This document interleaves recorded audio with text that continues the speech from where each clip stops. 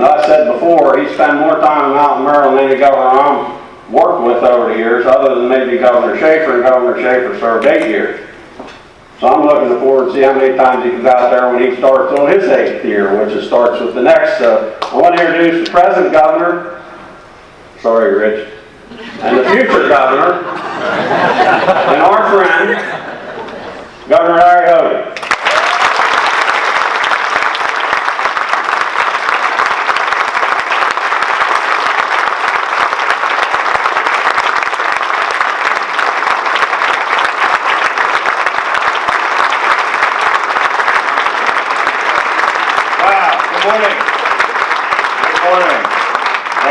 So much.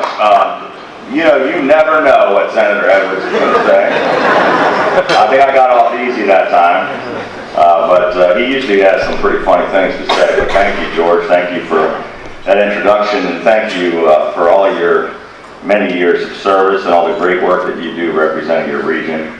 It's wonderful to be here with you for the 42nd annual PACE breakfast.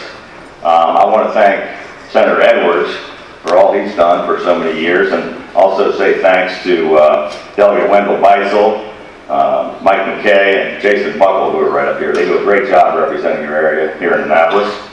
I want to thank our hosts, the Cumberland Allegheny County Industrial Foundation, the Garrett County Development Corporation, all the sponsors, and I'd like to finally give thanks to Jeremy Irons and Sean Bender and everyone at PACE. All of you have been incredible partners with our administration over the past 3 years, and can't thank you enough for everything you do for your region and for the state of Maryland. Back when I was running for governor, and I spent a lot of time in your area of the state, I promised that we would end the war on rural Maryland and on mountain Maryland. We said that no longer would you be ignored, forgotten, or neglected, and that we were going to try to pay more attention to your needs and concerns, that there would no longer be a disconnect between Annapolis and Mountain Maryland. And ladies and gentlemen, we have done exactly what we said we were going to do.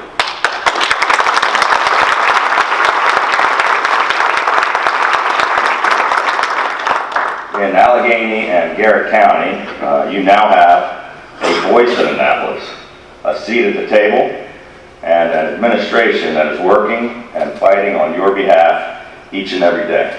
We're fighting for jobs for your region. Over the last 3 years, we have created an economic resurgence in our state. We had the best year for business in 15 years, best year for job growth in a decade. We went from losing 100,000 jobs to gaining 110,000 jobs. We've had the fastest job growth in the Mid-Atlantic region and one of the best economic turnarounds in America. Maryland truly is open for business, and we're just getting started. Thanks to the support of your great delegation, last year we enacted the More Jobs for Marylanders Act, which incentivizes and encourages companies to create thousands of jobs in areas where we need them the most, including Western Maryland. It has already been paying dividends and creating jobs. It just took effect in June. But to continue to incentivize even more investment and greater job creation across the state, we recently announced the More Jobs for Marylanders 2.0, which will expand the reach of this program to cover all 3 counties in Western Maryland and other jurisdictions across the state that need help in growing jobs. And this expanded legislation will also allow us to work with your local jurisdictions to identify your own individual economic development needs in order to provide targeted strategic state support to assist you. Counties will have the opportunity to designate up to 3 different industries or business sectors that could be eligible for these tax incentives in their particular counties based on the local economic development goals and strengths. Our administration has been working hard for revitalization in Allegheny and Garrett County. Our 4 budgets have committed a total of more than $1.3 billion in local aid for Western Maryland. Our latest budget, which we just introduced, last week includes $3.6 million, $3 million for Rocky Gap State Park parking lot improvements, $7 million towards the wastewater treatment plant for enhanced nutrient removal at Deep Creek Lake, $4.4 million toward New Germany State Park, day use and beach improvements, and an additional $400,000 for Cumberland redevelopment. We're fighting for improving education in your counties. For the 4th year in a row, we provide historic and unprecedented levels of education funding. Every single school system in Maryland will see increased investment by the state. In Western Maryland, over 4 budgets, we have committed $1.2 billion more in K through 12 education. Last fall, I had a chance to visit Allegheny County's new P-Tech school, which blends high school, college, and workplace experience through an integrated STEM education.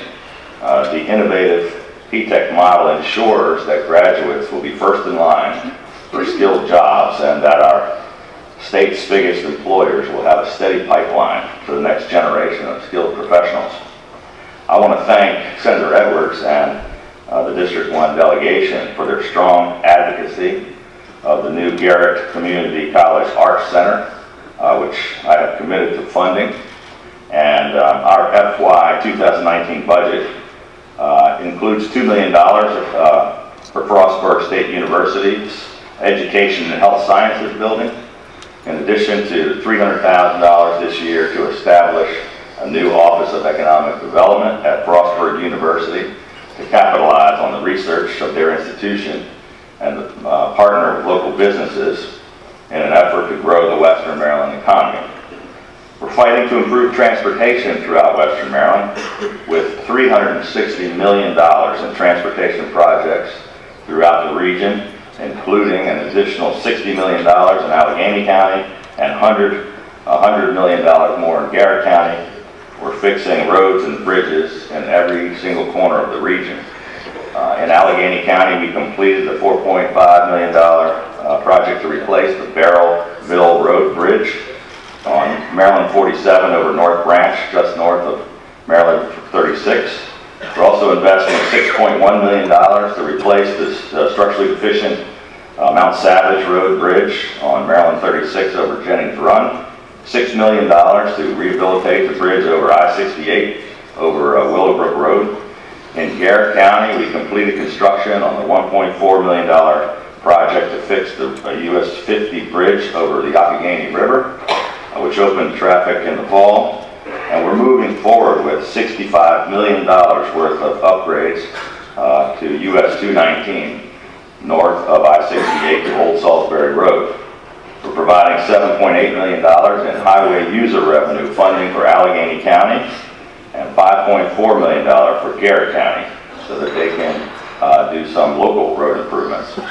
Our administration is working hard every single day to address the concerns and to respond to the needs of Mountain Maryland.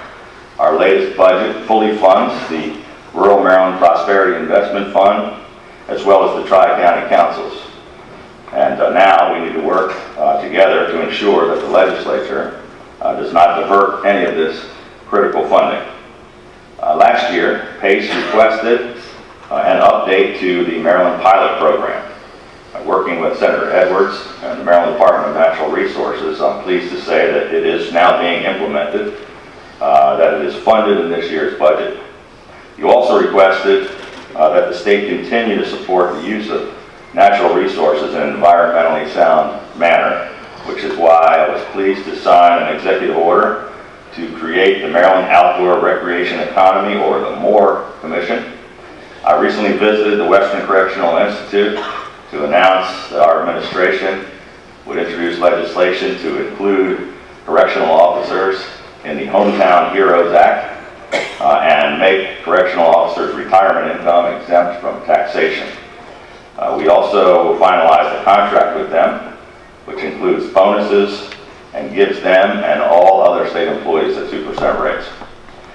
We were successful in getting ARC funding for Greater Cumberland, for the Greater Cumberland Regional Airport.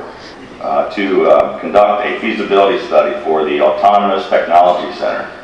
I know Allegheny County and Cumberland are excited about the possibility of this industry, and we appreciate their partnership in this effort. The autonomous vehicles are expected to be a $140 billion industry in the next 10 years, and this grant gives Mountain, Maryland a head start to try to compete for some of these jobs of the future. Our administration committed $2 million to finally provide statewide access to high-speed internet. Last fall, we announced the project to bring high-speed broadband connectivity to 8 business parks in Mountain, Maryland. This project enhances 66 miles of lit fiber to connect business parks in Allegheny and Garrett counties, creating a network of more than 3,600 miles of fiber. We're going to create a fiber ring all around downtown Cumberland, which will support critical redevelopment projects like the Footers Dye Works mixed-use project, which we supported and funded, along with the redesign of Baltimore Street. High-speed connectivity can have a transformational impact on your region, and I'm pleased to announce that engineering and vendor selection is already underway, and that construction is slated to begin in April with a targeted completion date of this summer. Working together with all of you, we truly are making progress for Mountain, Maryland. Our administration is absolutely committed to continuing on this new path, but we simply can't do it without the help and the support of all of you here this morning.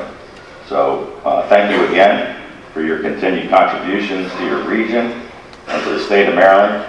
And with your help and with all of us continuing to work together, we will continue to keep changing Maryland for the better. Thank you.